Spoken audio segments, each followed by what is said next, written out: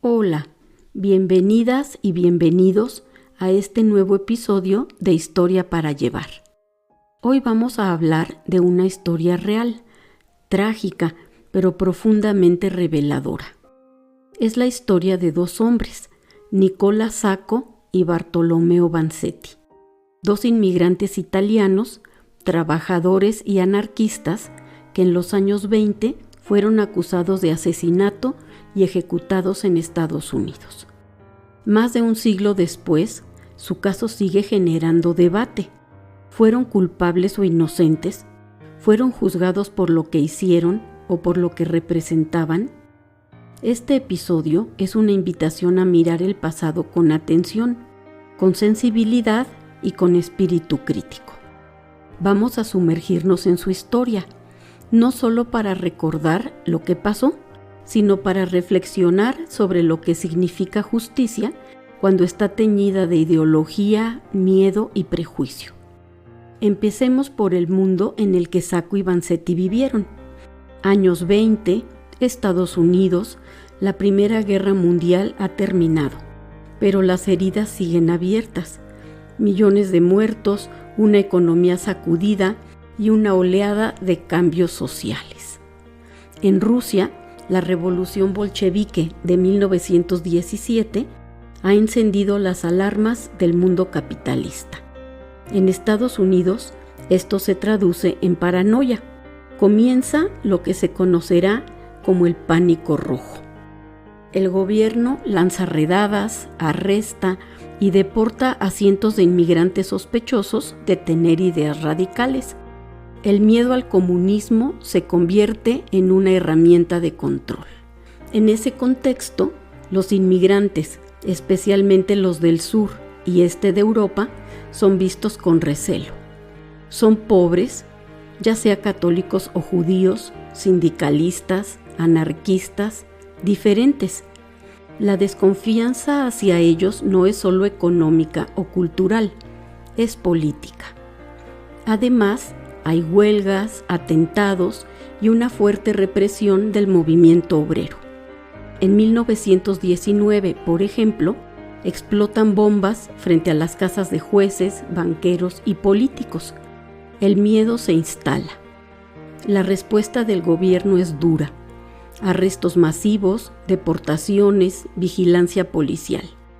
El fiscal general Michel Palmer y su asistente Edgar Hoover, quien después encabezaría el FBI, dirigen esta cacería de brujas con brutalidad. En este contexto, las ideas anarquistas, que en otro momento podían parecer románticas o utópicas, son ahora percibidas como una amenaza directa al orden. Y es justo en ese clima que la tragedia de Sacco y Vanzetti comienza a tomar forma. ¿Pero quiénes eran estos personajes?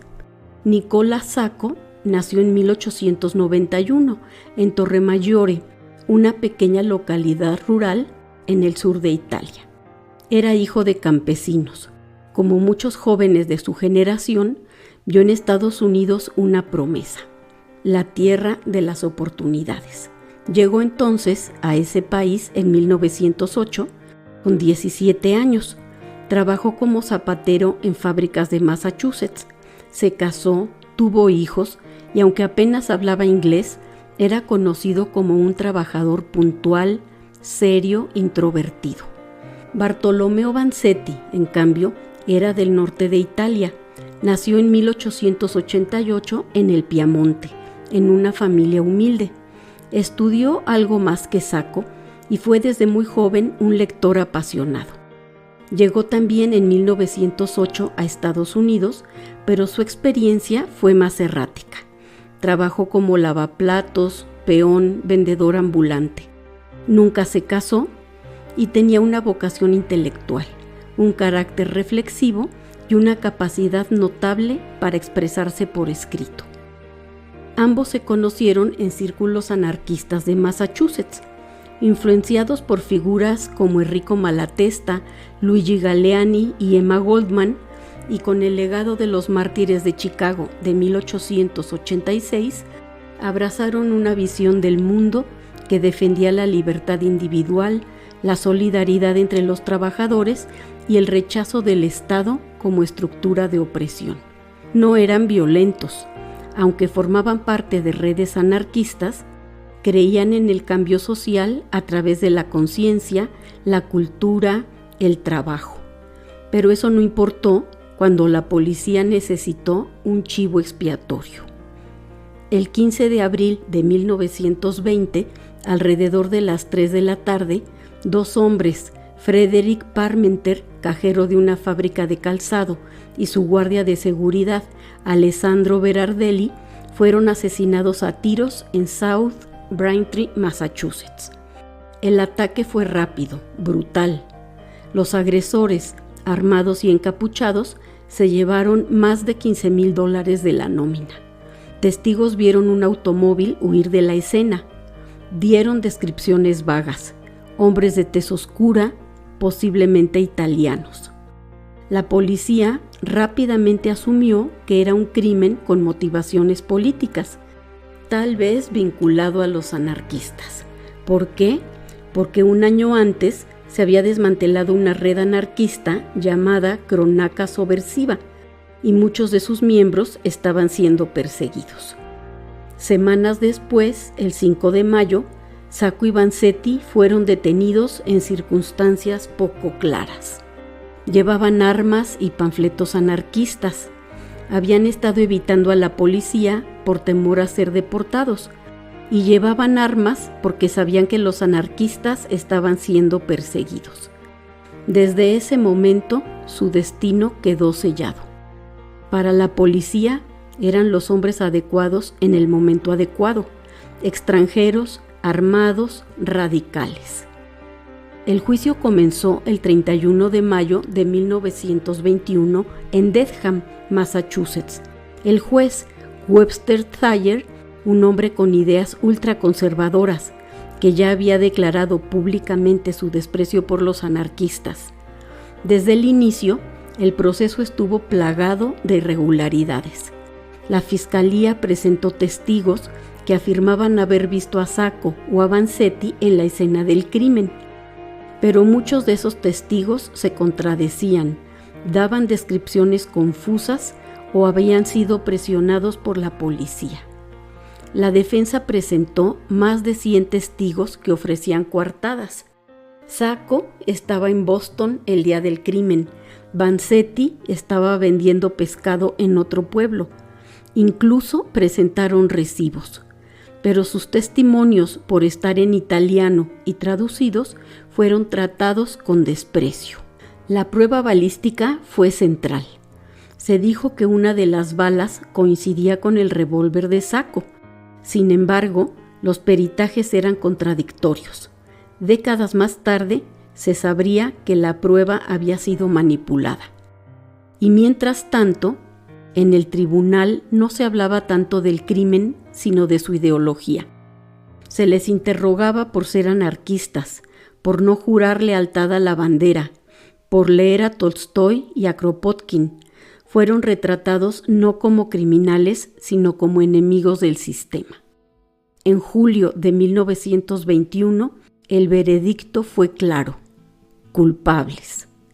Lo que siguió no fue silencio, fue resistencia. La defensa apeló durante 7 años, presentó nuevas pruebas, testimonios e incluso una confesión de Celestino Madeiros, un delincuente quien dijo haber participado en el crimen con una banda sin conexión con Sacco y Vanzetti. Pero nada fue suficiente. El juez Thayer rechazó sistemáticamente cada apelación. Ellos son culpables porque lo son, y yo lo sé, decía fuera de la corte. Afuera, el mundo se agitaba.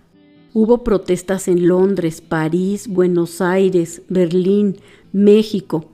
En Nueva York, más de 50,000 personas marcharon por su liberación.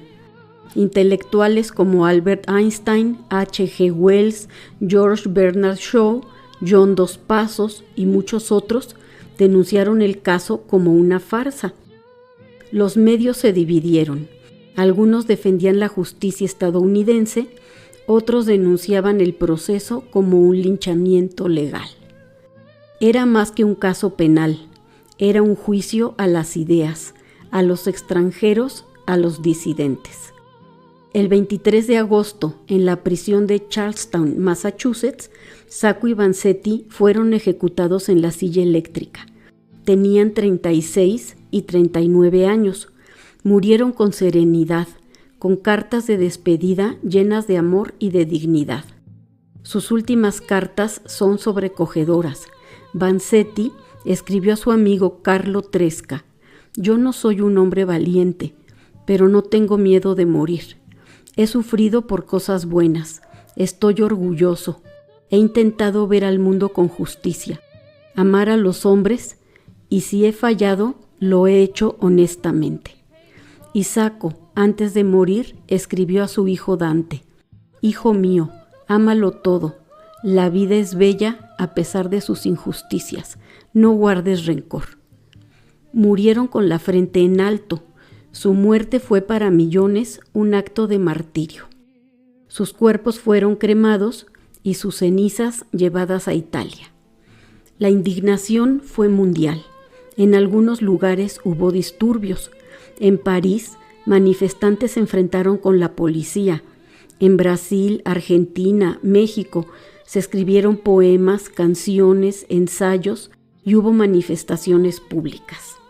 Décadas más tarde, en 1977, el gobernador de Massachusetts, Michael Dukakis, emitió una declaración formal.